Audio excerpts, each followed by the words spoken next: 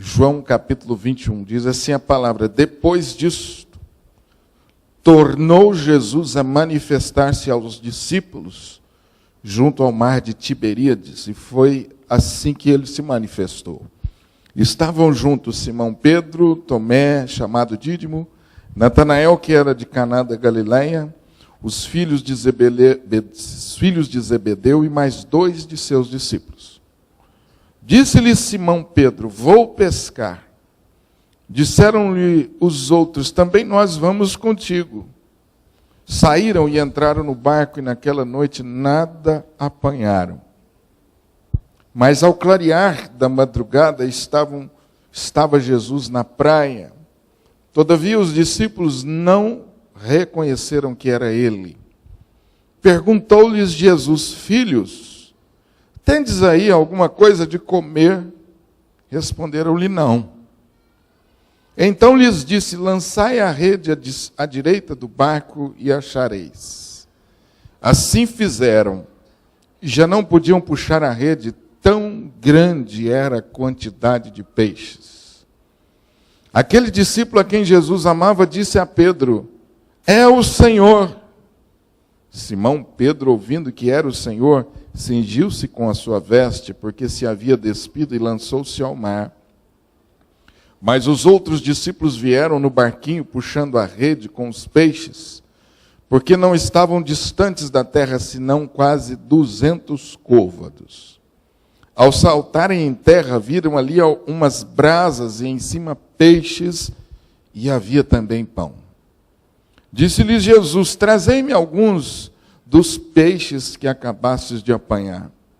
Simão Pedro entrou no barco e arrastou a rede para a terra, cheia de 153 grandes peixes. E não obstante serem tantos, a rede não se rompeu. Disse-lhes Jesus: vinde e comei. Nenhum dos discípulos ousava perguntar-lhe: quem és tu? Porque sabiam que era o Senhor. Veio Jesus, tomou o pão e lhes deu, e de igual modo o peixe. E já era esta a terceira vez que Jesus se manifestava aos discípulos, depois de ressuscitado dentre os mortos. Deus abençoe essa palavra e aplica no nosso coração. Amém, queridos? Esteja atento para as novas etapas que Deus quer inaugurar na sua vida. Aprenda que portas se fecham e é preciso deixá-las para trás. Portas se abrem e é preciso seguir por elas. Afinal, assim é a nossa vida. Aquilo que parece ser um final trágico, decepcionante, frustrante demais, pode ser transformado por Jesus em um novo começo. Um começo, uma porta nova que se abre para grandes realizações. Alguém disse com muita propriedade: a história, a sua história, a minha história, é a história de Deus. Quem sabe o início de um novo ano não marca ou não marcará uma nova etapa inaugurada por Deus na sua vida? O texto que nós acabamos de ler nos introduz exatamente numa questão como esta, num cenário assim. Os discípulos estão reunidos após a morte de Jesus, e o clima, a situação, era uma situação de crise, de desânimo, de desalento. O que predominava na vida desses homens que deixaram tudo para seguir Jesus era uma tremenda frustração. Muito investimento. Mas parece que nada disso valeu a pena, porque aquele investimento, aquele sonho, parece que se encerrou. O castelo de areias foi levado pelas águas. A morte de Jesus parece que havia colocado um fim no sonho, na esperança desses homens. Esses homens simples, que haviam abraçado o chamado de Jesus, que haviam feito um investimento de suas vidas, que haviam depositado esperanças concretas em Jesus, que haviam experimentado a alegria da comunhão de Jesus, que haviam participado dos sinais que Jesus havia operado, que haviam experimentado viver numa nova dimensão, a dimensão da fé, que até então era completamente desconhecida para eles. Esses homens estão aqui reunidos juntos, Simão Pedro, Tomé, Natanael, os filhos de Zebedeu, amargando aqui aquilo que para eles era uma completa derrota. Eu quero chamar a sua atenção para a narrativa de João nesse texto e destacar com você algumas coisas aqui importantes. Primeiro, o texto nos diz no primeiro versículo, capítulo 21, primeiro versículo, depois disso tornou Jesus a manifestar-se. Uma leitura rápida e não nos deixa perceber o significado e a importância dessa palavra manifestar-se. O verbo no texto original significa tornar visível o que é oculto, ou tornar perceptível aos sentidos. E é exatamente o que Deus está fazendo aos discípulos. Ele está tornando algo oculto perceptível aos seus discípulos. Quero chamar a sua atenção para o fato de que o versículo 14 repete essa mesma palavra, dizendo que era a terceira vez que Jesus se manifestava a eles após a sua ressurreição. Quero chamar a sua atenção para o que diz o versículo 4, que esses homens não reconheceram que era ele. Você percebeu na narrativa da história, na leitura, que eles estavam reunidos, decidiram ir pescar, pescaram a noite inteira, não tiveram nenhum resultado, e ao clarear da madrugada, eles estão diante de Jesus, ou Jesus se coloca diante deles, e eles não reconhecem a Jesus. Versículo 7, novamente a ideia de reconhecimento de Jesus. João, apenas João, o discípulo que vivia recostado em Jesus. Nós conhecemos João como discípulo do amor. Reconhece a Jesus. E o texto diz que ele exclama, é o Senhor. Ele foi o primeiro a perceber. E em seguida, Pedro também percebe isso e se atira ao mar.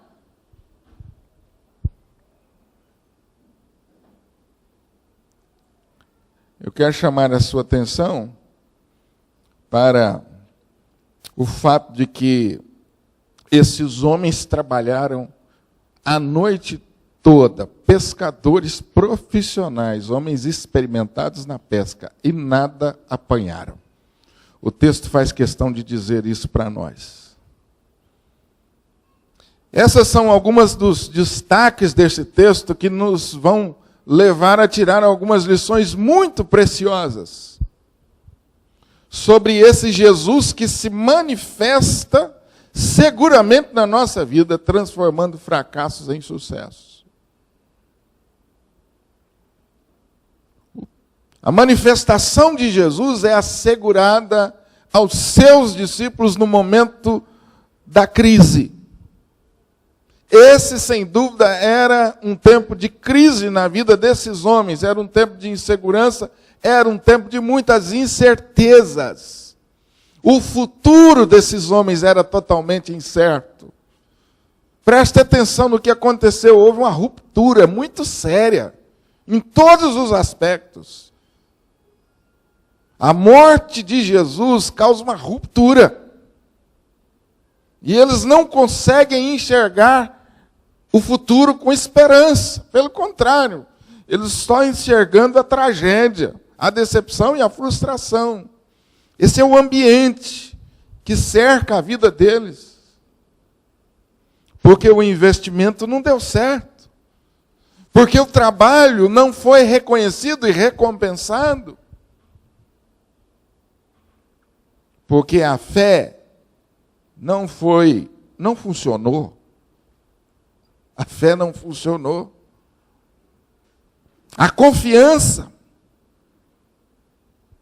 não foi correspondida. Que decepção, que frustração. Simão Pedro, mais uma vez, toma a dianteira e propõe que o tempo seja ocupado com a atividade anterior. Vamos voltar ao que nós fazíamos? Parece que Pedro está dando aqui um pontapé, ou está inaugurando aqui, ou está, de alguma forma, dizendo, olha gente, vamos voltar, tudo não passou de um sonho, vamos voltar lá atrás e recomeçar.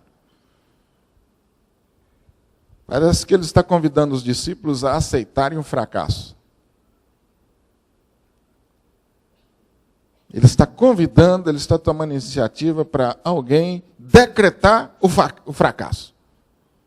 Vamos voltar a pescar.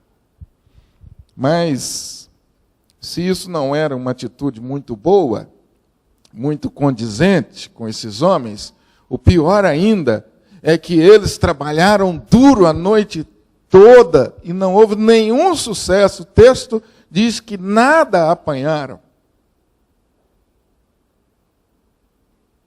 Nesse cenário que Jesus se manifesta, um cenário de dúvidas, de incerteza, Jesus se revela e se manifesta. Eu e você precisamos compreender que nessa nossa caminhada, nessa nossa vida, nós estamos sujeitos a isso mesmo, a fracassos. E nós precisamos aprender a fechar portas. Se há algo que nós temos dificuldade com isso, se há algo que temos dificuldade na nossa vida, é com isso, fechar portas. Novos começos. Admitir assim, não deu certo. Ou se não dizer assim, terminou essa etapa, vamos começar outra.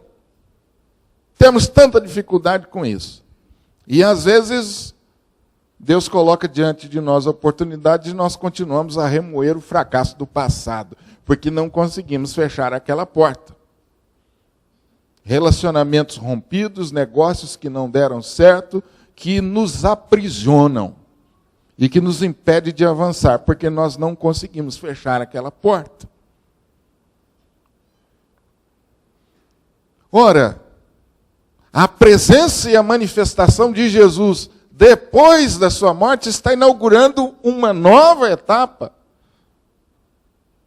Se viver com Jesus até aquele momento foi uma experiência inigualável, muito mais seria agora a vida com o Jesus ressurreto.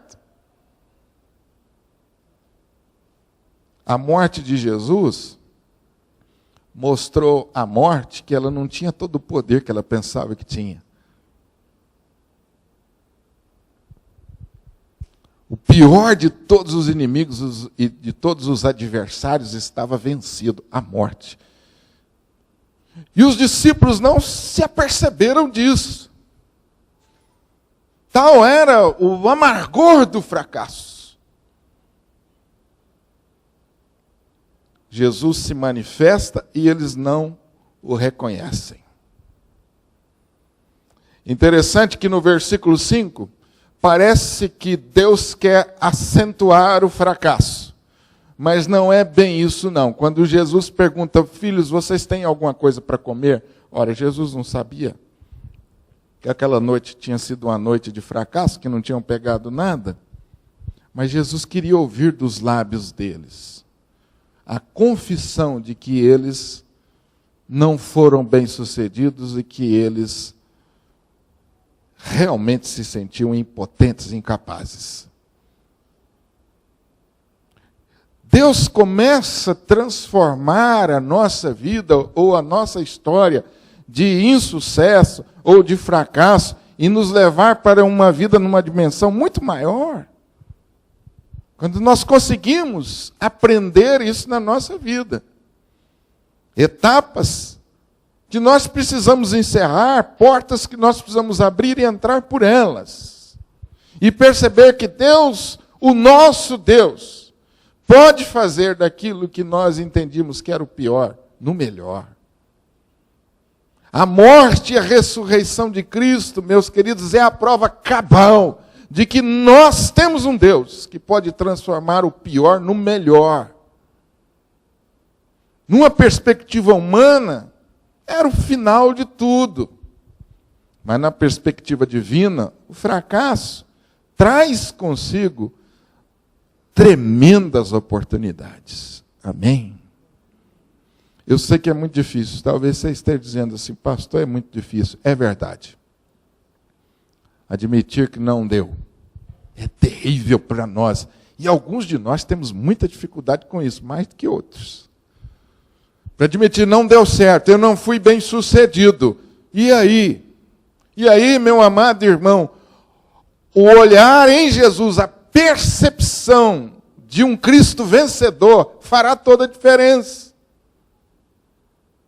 Na mente desses homens, ainda estava o Cristo vencido na cruz. Mas agora o Cristo vitorioso se manifesta, mas a mente deles ainda estava meio confusa. E eu vou dizer uma coisa para você, viu, meu amado? Tem muitos de nós, como crentes dentro das nossas igrejas, que ainda não temos a percepção desse Jesus. Desse Jesus ressurreto, desse Jesus vitorioso. Tem muitos de nós que ainda não aprendemos isso. A nos relacionarmos com esse Jesus. Vencedor. Deste Jesus que assegura a sua manifestação a nós, discípulos, nos piores momentos. E desse Jesus que se manifesta a nós de uma maneira tão clara e evidente, e traz uma palavra de ordem. Uma palavra de ordem diante do fracasso. Preste atenção nisso, uma palavra de ordem de Jesus diante do fracasso. Nós trabalhamos duro a noite inteira e nada conseguimos pescar. E Jesus disse assim, lança a rede do outro lado. Ora, o mesmo barco, o mesmo mar, o mesmo lugar. Por que haveria de dar certo? Alguns historiadores arriscam dizer que do lado que os discípulos lançaram as redes, era o lado das águas profundas. Isso tem sentido, porque eram pescadores experimentados. E os historiadores, os estudiosos, acham que o outro lado, onde Jesus mandou lançar a rede, era o lado das águas rasas. E que era uma coisa que não havia nenhum cabimento para um pescador experimentado, lançar as redes nas águas rasas, logo pela manhã, depois de uma noite inteira de tentativas. Mas quando nós lançamos as redes sob a palavra de Jesus, é outra história, meu amado. Porque a palavra de Deus tem o poder criativo. A palavra de Deus tem poder de criar, a palavra de Deus tem poder de transformar. Deus tem poder de fazer cessar tempestades com sua palavra. Deus tem poder de curar com sua palavra. Deus tem poder de fazer retroceder, de fazer adiantar com a sua palavra.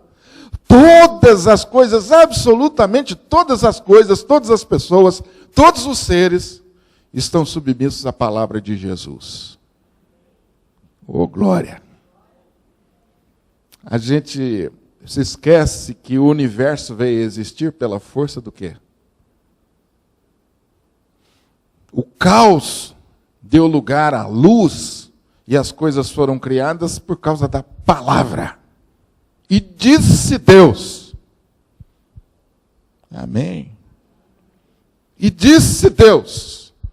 O fracasso não é o final. Lança as redes do outro lado. Contra toda a expectativa, contra todo o prognóstico humano. E assim eles fizeram. Ah, meu querido irmão, nós como crentes precisamos entender que Deus tem muito prazer na nossa obediência. Muito mais do que nós imaginamos. Muito mais do que nós imaginamos, muito mais do que você pode imaginar. E eu também é essencial para uma vida bem-sucedida, a obediência. Coisa complicada para nós. Mas faça uma leitura dos homens, conforme a Bíblia registra, homens como eu e você, humanos, sujeitos a pecados, sujeitos a fracassos. Aliás, todos os heróis da fé passaram por fracasso, não se esqueça disso. Todos os heróis da fé fracassaram em alguma coisa, estão lá na lista de Hebreus 11, não tem nenhum. Agora, todos eles foram corajosos em obedecer. Isso é o diferencial. Porque o homem bem-sucedido não é aquele que nunca fracassa. O homem bem-sucedido é aquele que tem coragem de obedecer. Você me apresenta um homem sequer, não só dos heróis da fé, conforme registra a Bíblia, mas que você conhece no nosso tempo, que nunca fracassaram. E se ele disser para você que nunca fracassou, você já pode chamar ele de mentiroso. Porque não tem um. Aliás, todos eles, pelo menos as biografias que eu li, faz questão de dizer que eles fracassaram muitas vezes, mas que nunca desistiram. Agora, numa perspectiva cristã, a obediência é a chave para uma vida bem-sucedida. A atenção à palavra, o cuidado e obedecer. Não foi essa a receita que Deus deu a Josué, o grande comandante que substituiu Moisés? Josué, tenha cuidado de fazer tudo que está escrito. Tenha coragem de obedecer tudo conforme está na palavra. E assim, meus queridos irmãos, os resultados vieram de forma surpreendente. Grande quantidade de peixes. E a partir do milagre, ficou muito claro que Jesus estava ali. Porque não era a primeira vez. E o único que era capaz de fazer o que estava acontecendo diante dos olhos daqueles homens, o único capaz era Jesus. A única referência que eles tinham de alguém que era capaz de fazer esse milagre era Jesus. Jesus então se manifesta dessa forma extraordinária e poderosa. Não se esqueça, enquanto você obedece, que Jesus tem o controle do que você precisa. Jesus tem o domínio de todas as coisas, inclusive dos peixes do mar. Jesus sabe o lugar onde estão os peixes. Oh, glória! Eles não pescaram nada nas águas profundas, porque os peixes, pela ordem de Deus, estavam nas águas rasas. Enquanto você obedece, lembra, Jesus tem o controle daquilo que você precisa. Qual é a sua maior necessidade? Não se esqueça. O reconhecimento de que dependiam de Jesus passava antes por reconhecer o seu fracasso. O dia já vai raiando, Jesus está na praia e eles não têm nada para comer. E a resposta é uma resposta seca. Não. Nós não temos nada para oferecer, não temos nada. Jesus sabia que não tinha, Mas Jesus queria ouvir a confissão do fracasso. O texto nos diz aqui que a revelação de Jesus se tornou clara para todos eles. Os outros discípulos vieram puxando as redes com os peixes, porque estavam distantes, e quando eles estão em terra, eles viram ali algumas brasas, em cima peixes e também pão. Mas é muito interessante o fato de que Jesus ordena que eles tragam dos peixes que acabaram de apanhar. Você parou para observar isso no texto? Tinha pão e peixe. Mas Jesus falou assim: volta e traz daqueles que vocês apanharam. Olha como que Jesus restaura a dignidade desses homens, que coisa tremenda. Jesus não podia ter multiplicado ali os peixes que estavam sobre as brasas para alimentar eles? Ele tinha multiplicado lá, ou pelo menos feito, surgir lá os grandes peixes. Por que ele não podia multiplicar aqueles que estavam no braseiro? Claro que ele podia. Eles estavam ainda amargando o fracasso. Nós não temos nada. Trabalhamos a noite inteira e não temos nada. E Jesus falou: agora volta, pega com suas mãos os peixes e traz aqui para nós comermos. Que coisa maravilhosa. 153 grandes peixes. E a rede não se rompeu. E a rede não se rompeu. Porque Deus não deu apenas o sustento que precisavam de uma forma extraordinária e surpreendente, mas deu condição para manter. Porque aquilo que vem de Deus, Deus te dará a condição para manter. Se veio de Deus a riqueza, se veio de Deus a bênção, meu irmão, você pode ficar tranquilo, que você terá a condição de manter. Agora, se não vem de Deus, é complicado. Ele não tem compromisso com isso.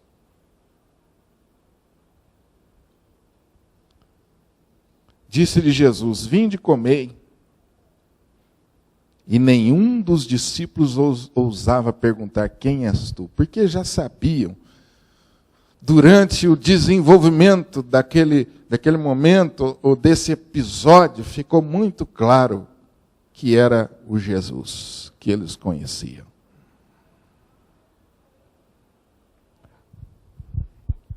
Eles não reconhecem a Jesus até que eles percebem o milagre e o tamanho dos peixes.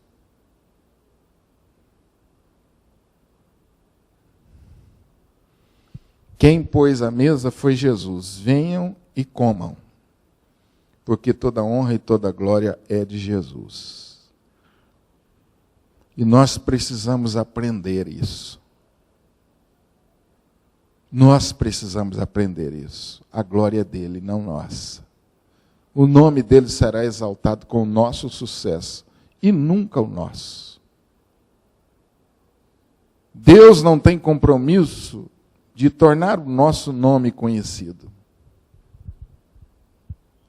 Deus não tem compromisso de tornar o nosso nome conhecido. Eu e você precisamos aprender que o que nós realmente precisamos está com Jesus. Deus começou um milagre e Deus terminou com um milagre. Encheu a rede de peixes e não permitiu que ela se rompesse. Porque assim será a sua história de sucesso segundo Deus. Interessante aí, nós não lemos o texto, porque também não teríamos tempo para isso. Em outra ocasião, podemos fazer isso. Versículo 15 até o versículo 23, um tratamento especial ao Pedro. Os estudiosos também dos evangelhos fazem questão de dizer que João teve o cuidado de narrar a restauração de Pedro, dado o seu amor, a sua amizade, o respeito por Pedro. E dado também ao fato de que a negativa de Pedro, as negativas de Pedro, a queda de Pedro foi algo tão chocante, tão marcante na vida de Pedro, e de igual forma foi o tratamento de Deus na sua restauração. E você vai perceber nos detalhes do texto aqui que nós não lemos, porque não vamos falar sobre isso, como que Deus trata de forma especial Pedro e restaura completamente a vida de Pedro. Deus não tem prazer na nossa queda, e Ele fará tudo para a nossa restauração. Eu quero concluir recordando com você algumas coisas a partir desse texto. Primeira coisa, em Cristo Jesus. Esteja atento às novas etapas que Deus quer inaugurar na sua vida. Aprenda que portas se fecham. Nós precisamos aprender a deixá-las para trás. Aprenda que o mesmo Deus que fecha, abre novas portas. Assim é a nossa vida. A minha história, a sua história, é a história de Deus. Amém? Eu queria que você repetisse isso, porque isso é tão importante. Se você guardar só isso, está bom. A minha história é a história de Deus. É por isso que não pode dar errado. Amém? Segundo lugar, em Cristo. Em Cristo. No Cristo ressurreto. Frustrações, desencontros, fracassos, sempre trarão para nós grandes oportunidades. Em Cristo Jesus, frustrações, desencontros, fracassos, sempre trarão consigo grandes oportunidades. Olhe com os olhos de Deus para o cenário. Ore pedindo a Deus discernimento. Peça a Deus que ensine a você com as experiências do passado. Isso é sabedoria. Peça a Deus para que você não cometa mais os erros que cometeu. Isso é bom senso, é sabedoria. Agora, em nome de Jesus, olhe para frente. Levante os seus olhos, olhe para frente e comece a perceber novas oportunidades de Deus para você. Novas oportunidades que estão se abrindo de Deus. Um momento de fracasso do povo de Israel, o profeta diz: eu estou trazendo à luz coisa nova. Porventura vocês não estão percebendo. Terceiro lugar, em Cristo, a sua história é a história de Deus. E por isso ela vai dar certo, ela tem sentido. Talvez esse desencontro na sua vida não tenha sentido para você, né? Talvez seja mera tragédia. Mas em Cristo Jesus, a minha história e a sua história tem sentido, mesmo os fracassos têm propósitos, porque Deus está no controle. Você não vive à mercê da sua própria sorte, você pertence a Deus. Amém? Portanto, meu irmão, lave as suas redes, remende os buracos da sua rede e se prepare para uma boa pescaria em 2017. Deus sabe onde estão os peixes que você precisa. Mãos à obra.